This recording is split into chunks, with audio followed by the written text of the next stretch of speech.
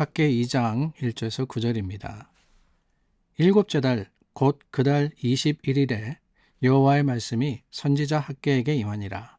이르시되 너는 스알델의 아들 유다 총독 스룹바벨과 여호사닥의 아들 대제사장 여호수아와 남은 백성에게 말하여 이르라. 너희 가운데 남아있는 자 중에서 이 성전의 이전 영광을 본 자가 누구냐? 이제 이것이 너희에게 어떻게 보이느냐? 이것이 너희 눈에 보잘것없지 아니하냐? 그러나 여호와가 이르노라. 스룹바벨아 스스로 굳세게 할지어다.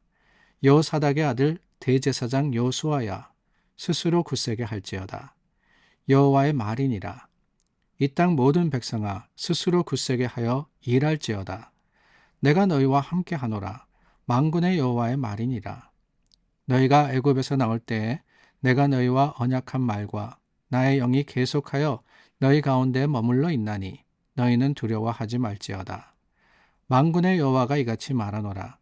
조금 있으면 내가 하늘과 땅과 바다와 육지를 진동시킬 것이요 또한 모든 나라를 진동시킬 것이며 모든 나라의 보배가 이르리니 내가 이 성전에 영광이 충만하게 하리라. 만군의 여호와의 말이니라. 은도 내 것이요 금도 내 것이니라. 만군의 여호와의 말이니라. 이 성전의 나중 영광이 이전 영광보다 크리라. 만군의 여호와의 말이니라. 내가 이곳에 평강을 주리라. 만군의 여호와의 말이니라.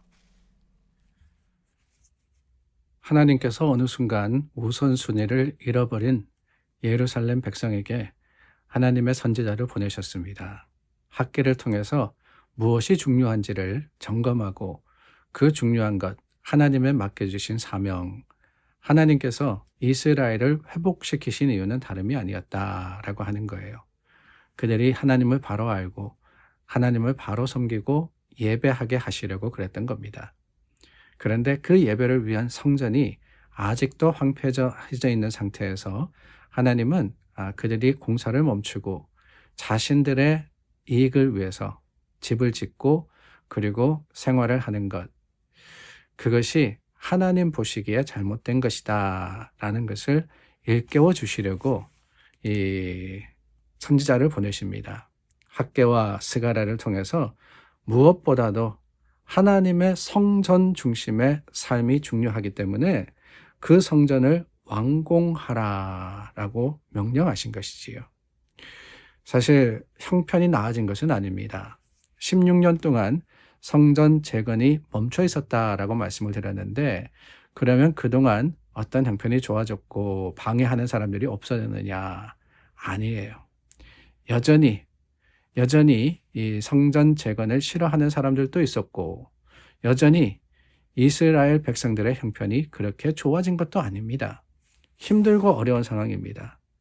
그러나 하나님은 먼저 하나님의 나라, 하나님의 의를 구하라고 그들에게 명령하시는 거예요. 여러분, 하나님을 먼저 구하라라고 하는 그 명령, 우리가 오해하지 말아야 할 것은 그렇게 할 때 하나님께서 어떤 베네핏을 얻는다, 이게 아닙니다.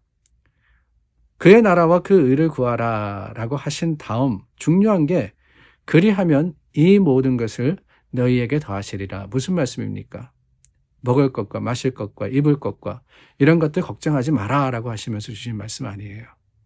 그러니까 그런 것들을 우선시하는 게 아니라 하나님을 우선시하면 그런 것들도 하나님께서 다 책임지신다라고 하는 거예요. 그래서 삶의 우선순위가 어디 있느냐? 이것이 성패를 갈라놓습니다. 하나님 안에서 믿음으로, 아니 믿음만이 아닙니다.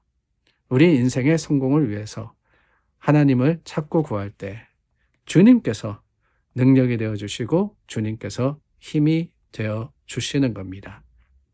이런 학개의 말씀, 그리고 하나님의 선포를 들은 이스라엘 백성들, 성전 건축을 다시 시작하죠. 얼마나 감사한 일인지요. 16년 동안 멈춰 있었지만은 다시 한번 열심으로 역사를 이루어 갑니다. 근데 오늘 말씀해 보니까 한 달 만에 주춤했어요. 새로 짓는 성전이 너무나도 초라한 겁니다. 이전의 성전, 솔로몬 성전이죠. 그 성전을 기억하는 사람들에게는 새 성전의 초라함이 낙심이 되었습니다. 우는 사람도 있었어요. 그도 그럴 것이 엄청난 금과 은으로 지어진 솔로몬의 성전에 비하면은 수르바벨 성전은 형편이 없었습니다. 이제 예루살렘으로 돌아와서 아직까지 삶이 정착하지 못하였고 또 여러 가지로 부족한 상황 아닙니까? 우리가 뒤에 느헤미야에 가서 보겠지만은 이 느헤미야가 돌아왔을 때 그때에도 여전히 예루살렘의 성벽이 황폐되었다라고 하지 않습니까? 그게 언제냐? 그게 수르바벨 때보다 무려 한 50년이 지나서거든요. 60년 지나섭니다. 근데 그때까지 이 모든 것들이 황폐해져 있는 상태인데 수르바벨 때는 어련했겠습니까? 참으로 초라하고 보잘것없었지만 중요한 게 뭐냐? 여러분, 중요한 것은 여기 있습니다. 중요한 것은 내용이에요, 내용. 성전에 하나님이 임재하실 때 그것이 화려하든 초라하든 그것은 하나님의 전이 되는 거 아니겠습니까? 근데 하나님이 계시지 않으면 그것은 그저 건물일 수밖에 없는 거예요. 하나님께서 수르바벨과 이스라엘에게 성전을 지으라라고 하신 것은 다름이 아닙니다. 그곳에 내가 함께 있을게 라고 하시는 겁니다. 그 약속을 붙들고 이스라엘이 붙들어야 하는, 행해야 했던 사명은 다름이 아닙니다. 굳게 마음을 다잡고 하나님의 일을 하는 거예요.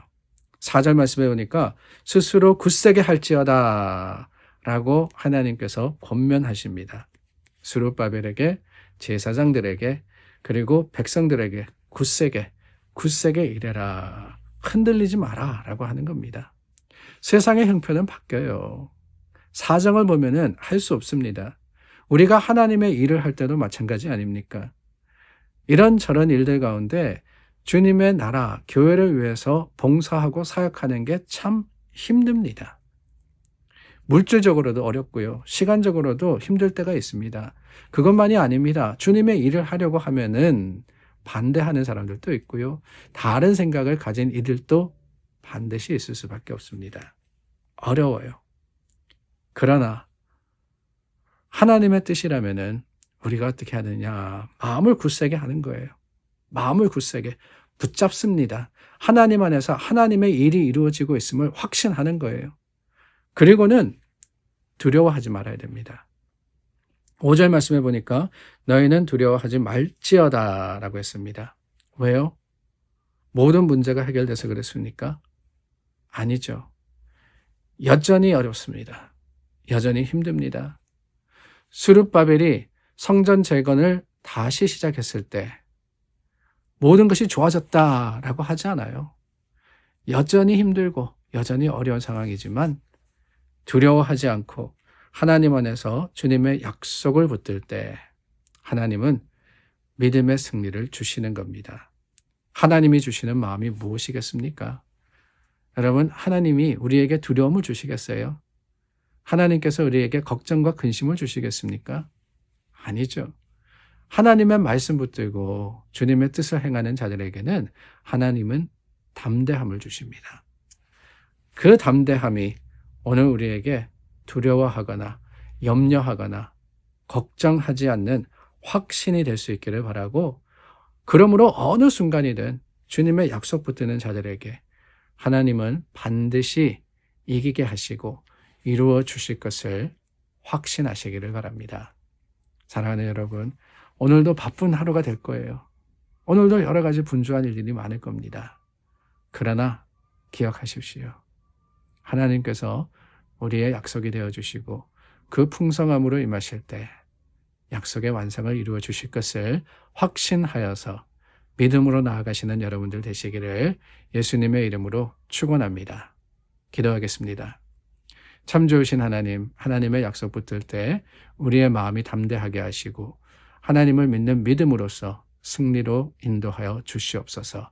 예수님의 이름으로 기도드립니다. 아멘. 오늘 하루도 여러분 믿음으로 담대하게 나아가시기를 바랍니다.